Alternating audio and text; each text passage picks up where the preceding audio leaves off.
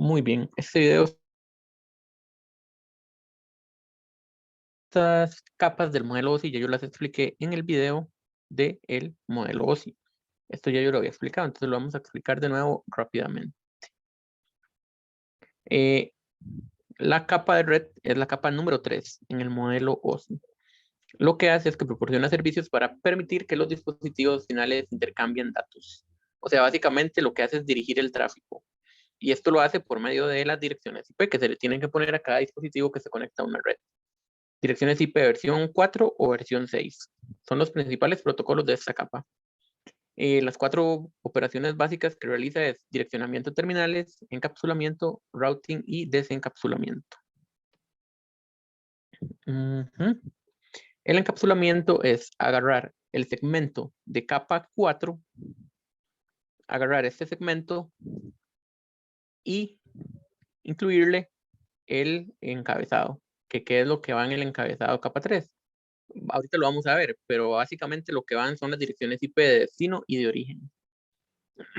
Entonces, como dice aquí, IP encapsula el segmento de la capa transporte por medio de IP versión 4 o IP versión 6. La IP va, el paquete IP se va a examinar en todos los dispositivos de capa 3 a medida que vaya pasando por la red para que esos dispositivos de capa 3 sepan hacia dónde tienen que ir enviando ese paquete. Y a diferencia de la dirección MAC que iba cambiando o del encabezado de capa 2 que va cambiando a medida que avanzaba por los dispositivos de la red, el direccionamiento IP no cambia nunca, a excepción de cuando se utiliza NAT. Pero NAT es algo que vamos a ver más adelante, todavía no nos concierne en este capítulo. IP se dice que tiene sobrecarga baja y tiene 3 características que ahorita las vamos a ver. Sin conexión, servicio mínimo e independiente de los medios. Ahorita vamos a ver qué es cada una de esas. Sin conexión, lo que quiere decir sin conexión es que cuando yo envío algo desde mi computadora, digamos, yo no sé si ese algo se va a poder recibir o no se va a poder recibir. Aquí hacen la analogía con cuando uno envía una carta por correo, digamos, que yo voy y dejo la carta a la sucursal, digamos, de correos para enviarla. Y ellos la llevan, pero ellos cuando llegan a la casa, digamos, ellos puede ser que la dirección que yo puse no haya estado bien, puede ser que ya la persona no viva en esa casa, o puede ser que la persona no esté, entonces no se la pudo dar. Algo así es lo que significa sin conexión, que cuando yo envío, yo no sé si eso va a poder llegar o no va a poder llegar. Y eso es sin conexión. Entonces, si IP no establece ninguna conexión con el destino antes de enviar el paquete, por lo tanto, no se necesita información de control, no se ocupa hacer sincronizaciones o confirmaciones. El destino recibirá el paquete cuando llegue, pero no se va a enviar ninguna notificación previa por IP. O sea, antes de que se envíe el paquete, no se va a enviar ninguna notificación previa de que el dispositivo o destino sí está disponible. Y si hay una necesidad de tráfico orientado a la conexión, otro protocolo se encargará de esto. El protocolo que hace las verificaciones de que todo llegue bien y que todo llegue es el protocolo TCP, en este caso, que es un protocolo de la capa de transporte.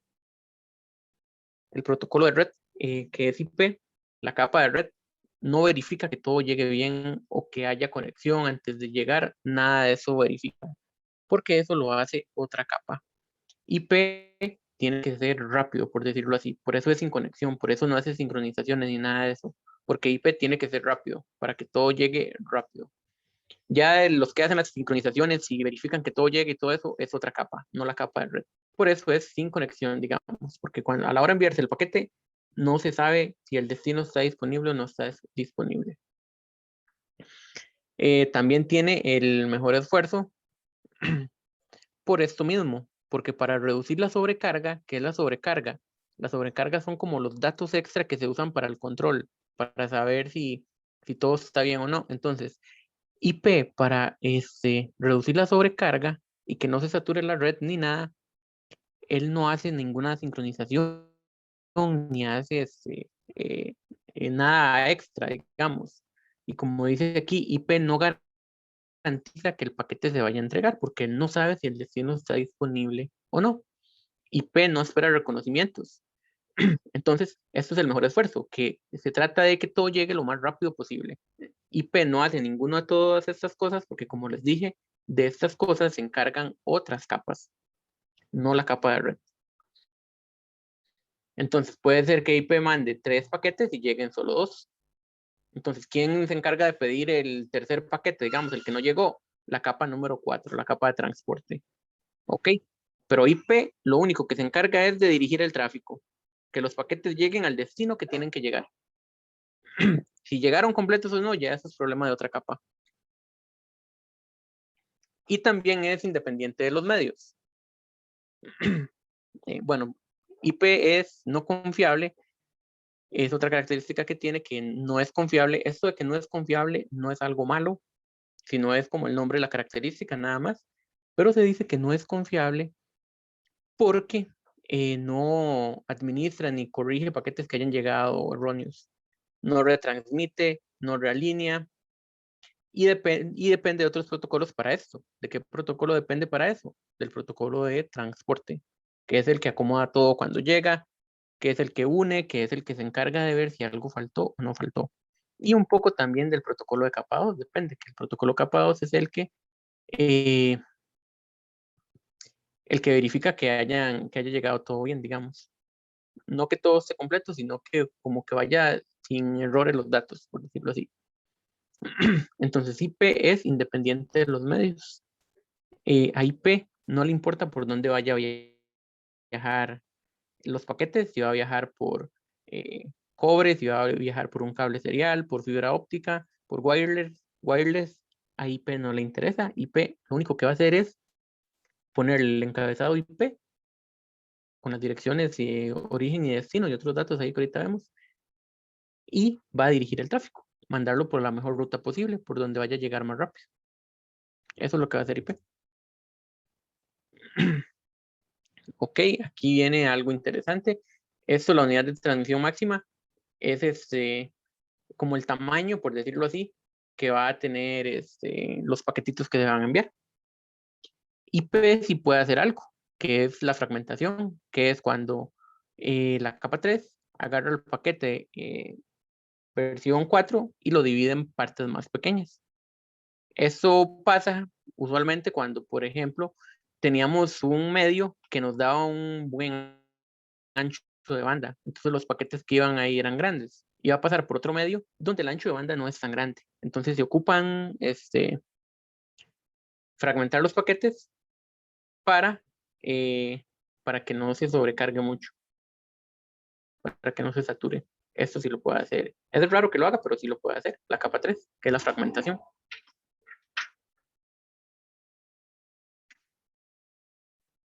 Ok, vamos a ver qué tiene el paquete IP versión 4. Versión 4 es lo que más se utiliza actualmente. Se viene utilizando desde hace cierto tiempo, pero se está tratando de migrar a IP versión 6, ¿verdad? Ya eso yo se los había explicado, pero bueno, ahorita se los vuelvo a explicar. Pero lo que hace IP versión 4 es garantizar que, bueno, el encabezado red se utiliza para garantizar que el paquete llegue a la dirección correcta. Contiene información para el procesamiento en varios campos. Y la información del encabezado es utilizada por todos los dispositivos de capa 3, ¿verdad? Todos los dispositivos de capa 3 tienen que ver el encabezado para ver hacia el destino que tienen que ir dirigiendo los paquetes. Estos son los campos que tiene el encabezado de IP versión 4. Ya en la siguiente diapositiva los vamos a ver, pero bueno, aquí es en binario, contiene varios campos de información, se lee de izquierda a derecha. Los dos campos más importantes, como yo les había dicho, eran la IP origen y la IP destino. Ok, aquí vemos los campos. Se ven, son los campos que están como con colores. Estos que están en gris no son tan importantes, entonces no se explican. Los que más se explican son estos, los que están con colores. La versión es verdad, la versión, si es IP versión 4 y IP versión 6. La que decía DS es para ver si lo del Quality of Service. que esto es si es un paquete que ocupa dársele prioridad. La suma comprobación es para ver si hay daños en el encabezado. El TTL es los saltos, como el tiempo de vida. ¿Qué es un salto?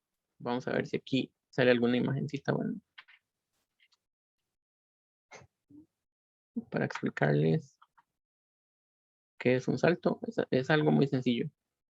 Aquí, digamos que esto no les voy a explicar esta diapositiva, solo estoy usando el dibujo. Para que esta compu llegue a este servidor, digamos, tiene que dar dos saltos. Uno es hacia el router y otro del router al host. Eso es un salto. Eso es un salto, como por cuántos dispositivos pasa. El switch no cuenta. Por cuántos dispositivos pasa. O cuántos brinquitos tiene que dar, digamos, para llegar al destino. Entonces, si esta compu ocupa ir a este host, va a dar dos saltos. Una de la compu al router y otro del router al host. Entonces, hay veces que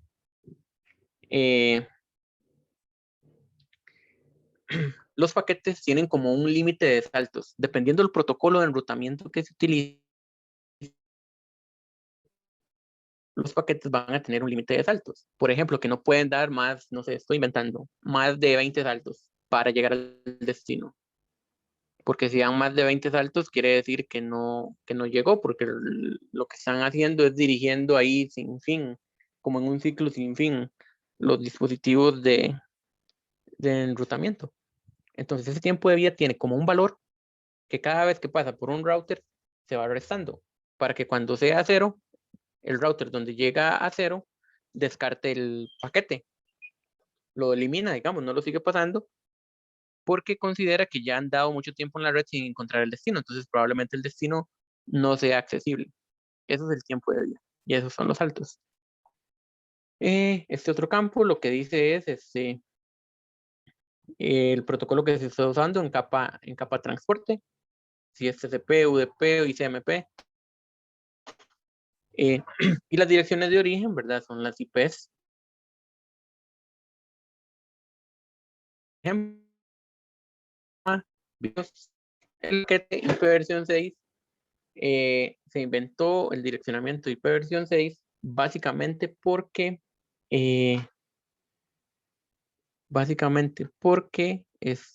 creo que se me va a ir el internet. Bueno, esperemos que no se vaya. Vamos a ver. Se inventó el IP versión 6 porque ya se estaban acabando las direcciones de IP versión 4.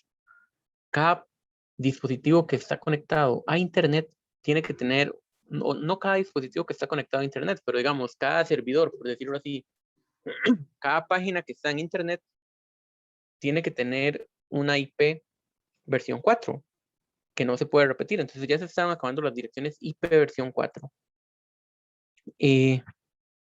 Ya se estaban acabando las direcciones IP versión 4. Entonces por eso inventaron las direcciones IP versión 6. Aunque actualmente se utiliza algo que se llama NAT.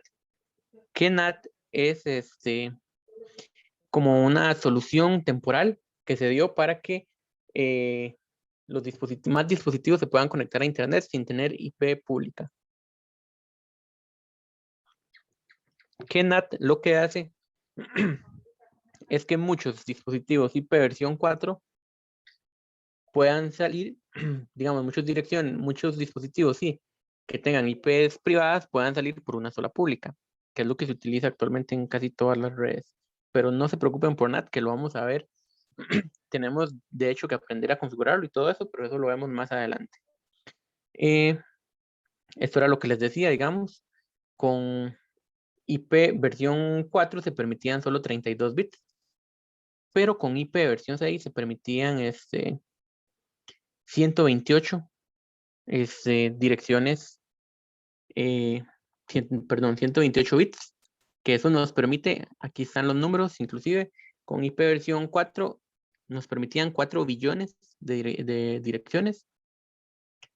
Con IP versión 6 se permiten 340 y no sé cómo se pronuncia esto, la verdad, ni en español sé. Vean aquí el número nada más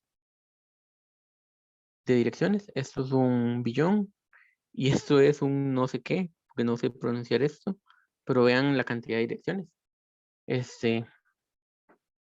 Se supone que ya no se deberían ocupar una versión nueva de IP, ¿verdad? Pero ya uno nunca sabe que se va a terminar conectando a internet o cuando ya se exploren otros planetas o que no sabemos cuántas personas van a poblar el universo. Pero bueno, estos son los campos del encabezado de IP versión 6. Como ustedes ven, hay muchos menos, pero igual el tamaño del paquete es muy parecido, porque antes aquí eran de 32 bits, ahora son de 128, entonces el tamaño viene siendo muy parecido, aunque haya menos campos. Se eliminan muchos campos porque al haber tantas direcciones no se ocupa tanto control ni tanta cosa. Vamos a ver los campos, digamos, ahí igual, bueno, aquí sí nos enseñan todos. La versión igual nos dice si es IP versión 4, IP versión 6. La clase del tráfico es igual para ver lo de la calidad de servicio, que es para darle prioridad a ciertos servicios en la red. Etiqueta de flujo es como también un tipo de prioridad, pero no, esta prioridad de quality of service la dan los routers, digamos, los dispositivos intermediarios, los dispositivos de red. Esto de etiqueta de flujo es para cuando llegan a el destino. Para que, digamos, son como, depende de lo que vaya ahí, son paquetes que van a tratar un los dispositivos de red, sino el destino. Esta longitud de carga útil es el qué parte, o sea, como les digo, es como indica el tamaño de la cantidad de datos útiles. ¿A qué me refiero con datos útiles? Datos que no son de encabezado. Porque todas estas cosas que vemos aquí, por ejemplo, son datos que no, o sea, son útiles, pero para transportar nada más. Ya cuando llegan al destino, no son los datos que contienen cosas, o no son los campos que contienen cosas que yo ocupaba en mi computadora, digamos. Por ejemplo, si estoy enviando un documento, los datos útiles serían como la parte del documento que va en ese paquete. A esto se refiere con longitud de carga útil. Siguiente encabezado es el protocolo, igual que se está utilizando de capa 4, de capa transporte. El límite de saltos viene siendo como el TTL de el encabezado de IP versión 4 y las direcciones de origen y de destino, que ya son de 128 bits. Aquí, bueno, dice que también puede contener encabezados de extensión, pero son opcionales. Pueden usarse para fragmentación, seguridad, soporte, pero como dice aquí, los routers no fragmentan los paquetes de IP versión 6. Son los de IP versión 4 en algunas veces. En algunas ocasiones, algunas veces. Ajá. Igual hay un videito de IP versión 6, que lo pueden ver en Metacat. Ok, ¿cómo enruta un host? No solo los routers enrutan, también enrutan los hosts. Nada más que los hosts solo pueden enrutar hacia dispositivos que estén en la misma red de él. O pueden enrutarse paquetes a sí mismo. Un host puede enviarse un paquete a sí mismo. Para que un host se mande un paquete a sí mismo, los manda a esta IP.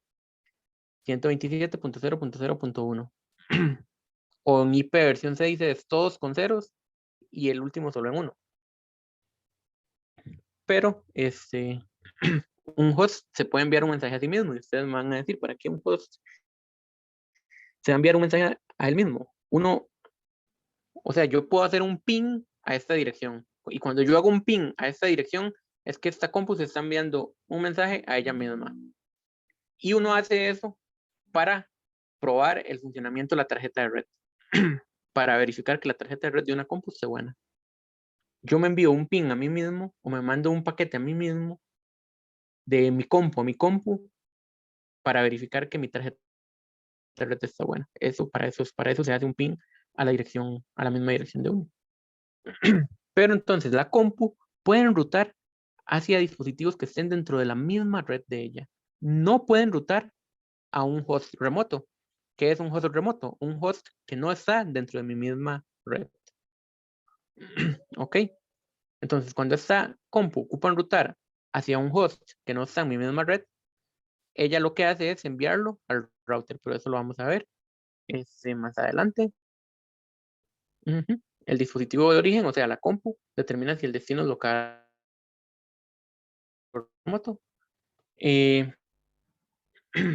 Bueno, las direcciones de origen, ¿verdad? Son para determinar el camino, se utiliza la misma IP y máscara, porque como son compus que están en el mismo destino, entonces van a tener como la misma dirección de red principal y van a tener la misma máscara las dos, ¿verdad? Porque si son compus que están en la misma subred, van a tener las dos lo mismo.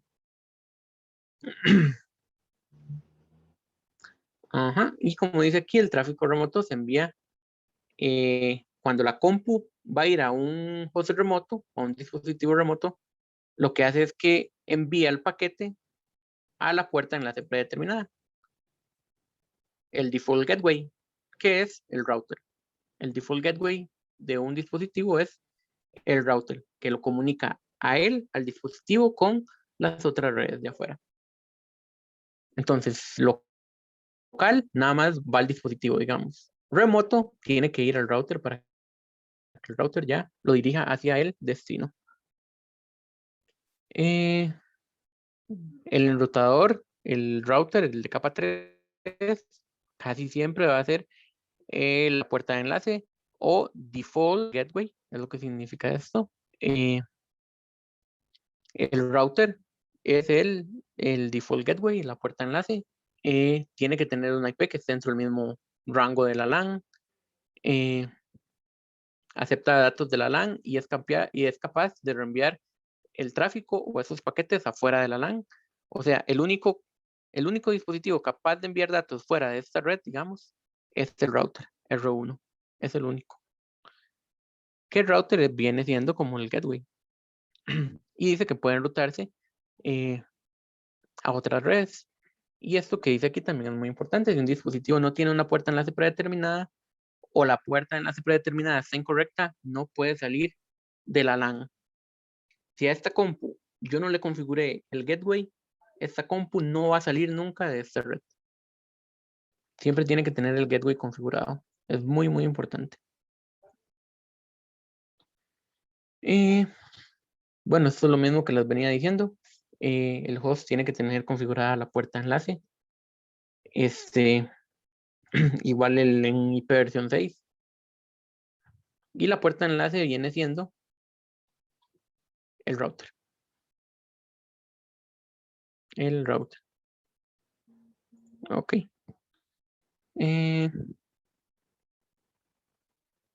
Vamos a ver.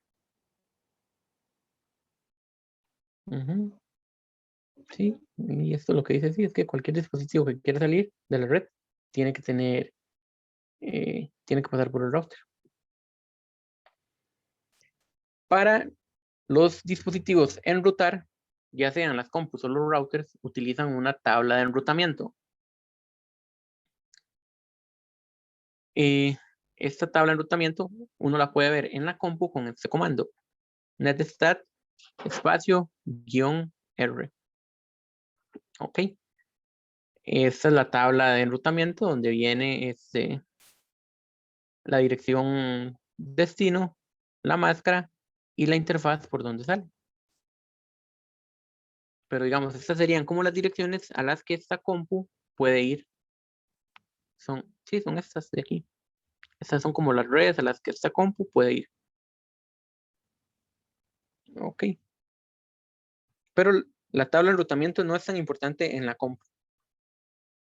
Es más importante en el router. Ok. ¿Cómo se enruta? Bueno, ¿qué es enrutar? Enrutar es que el router dirija el tráfico hacia el destino. Como que el router le diga a los paquetes por dónde tienen que ir para llegar lo más rápido posible al destino. Eso es, entonces, esto ya se los he explicado muchas veces también. Cuando esta compu manda un paquete, llega al router, digamos, y en el momento en que llega al router, el router desencapsula esa trama que le llegó en capa 2, él la desencapsula para ver la IP de destino. En el momento en que él ve la IP de destino, él vuelve a encapsular eso para enviárselo al siguiente destino. Vuelve a encapsularlo y le pone una MAC nueva, ¿verdad? Que la MAC nueva sería la de origen, la de él, y la de destino, la del próximo salto, que en este caso sería R2, digamos. Y R2 hace exactamente lo mismo. Desencapsula para ver hacia dónde tiene que enviar, vuelve a encapsular y envía.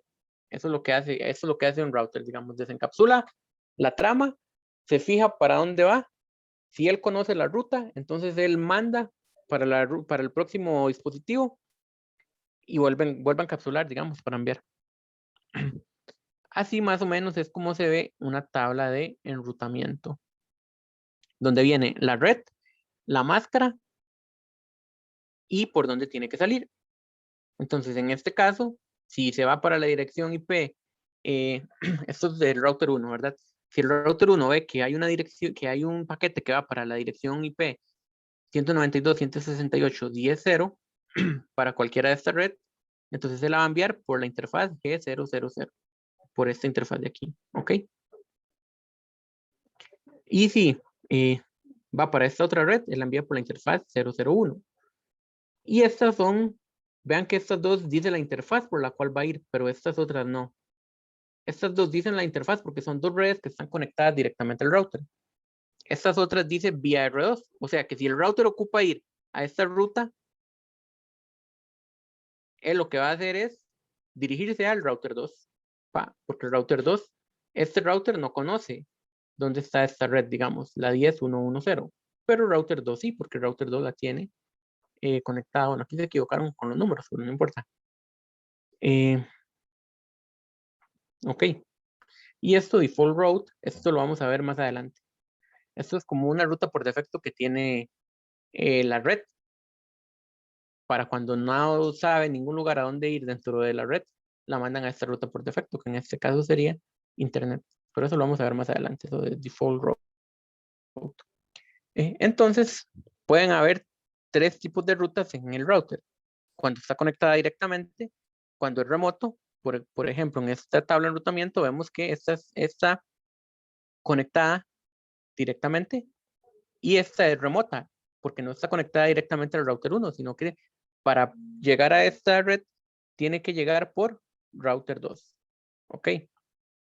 Entonces están las conectadas directamente, las redes remotas, que para llegar por una red remota puede ser por medio de una ruta manual, una ruta estática o una ruta dinámica, que ya casi vamos a ver qué es esto. Y la ruta predeterminada es que cuando ninguno de los dos dispositivos de red, los dos routers, conoce a dónde enviar algo, lo van a enviar a una dirección específica que sale en la tabla de enrutamiento, que es este default route. Esto lo que significa es que cuando haya alguna dirección IP que no se conozca, el destino se mande por R2. Ok. Enrutamiento estático es cuando yo por medio de un comando digo la red de destino con la máscara. O sea, aquí digamos, R1 ocupa llegar a esta red, pero esta red no está conectada directamente a R1. Entonces, yo escribo un comando para yo decirle manualmente a este router cómo llegar a esta red. Entonces, yo lo que le estoy diciendo a este router es que si ocupa llegar a esta red con esta máscara, vaya a esta dirección. Que si nosotros vemos esta dirección, la 226, es la dirección de R2. Entonces, yo aquí le estoy diciendo a R1 que si él ocupa llegar a esta red, que tiene que ir a R2 primero. Y que R2 ya sabe cómo llegar. Pero eso es un comando estático. Porque vamos así de forma estática. Si es la forma estática se utiliza de vez en cuando, dependiendo de la situación, ahí lo vamos a ver. Pero más que todo se usa la dinámica.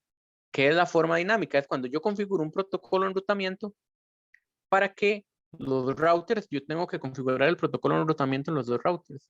Y aquí lo que yo configuro es que los routers estén hablando entre sí, se comuniquen como en el mismo idioma, por decirlo así, para que si yo agrego una red, entonces este router R2 le diga a R1 que se agregó una nueva red. R2 le va a decir a R1, se agregó una nueva red. Si ocupa llegar a esta red, venga donde estoy yo. O mándeme el paquete a mí que yo lo redirijo. Entonces, si yo configuro así, en dinámico, yo no necesito estar configurando rutas dinámicas. Digo, rutas estáticas, perdón. Esta es la que más se utiliza cuando uno configura la ruta dinámica, ¿verdad? Porque es más fácil que todo se haga solito. Ahí pueden ver un video también. Y esta sería cómo se muestra una tabla de enrutamiento en IP versión 4. ¿Ok? Así sería como sale. Si usted, bueno, estas son solo letras que nos dicen qué significan las cosas, digamos. Esta es la tabla de enrutamiento en sí. Entonces aquí nos sale, por ejemplo, aquí viene una letra, la L. L significa que es una interfaz local. C significa que está conectada directamente. S significa que es una ruta estática. O significa OSPF, D significa EIGRP. OSPF y EIGRP son dos protocolos de enrutamiento. Son como dos idiomas, por decirlo así, en que los routers se pueden hablar. Ok. Entonces aquí, digamos, se ve la tabla de enrutamiento. Por ejemplo, aquí se ve que para que el router 1 llegue a la 10.1.1.0, va a llegar por medio de OSPF, el protocolo de enrutamiento OSPF, porque sale la O. Y va a llegar por medio de la dirección 226, que sería esta de aquí, de R2. Entonces, si R1 ocupa llegar a esta red, lo que se está diciendo aquí es que va a llegar por medio de R2. Porque si nosotros vemos esta dirección, la 226 es de R2. ¿Ok? Y que va a llegar por OSPF. Pero así más o menos se leen las tablas de enrutamiento. Obviamente lo vamos a ver mucho más a fondo más adelante cuando ya estemos configurando. Y a el capítulo número 8.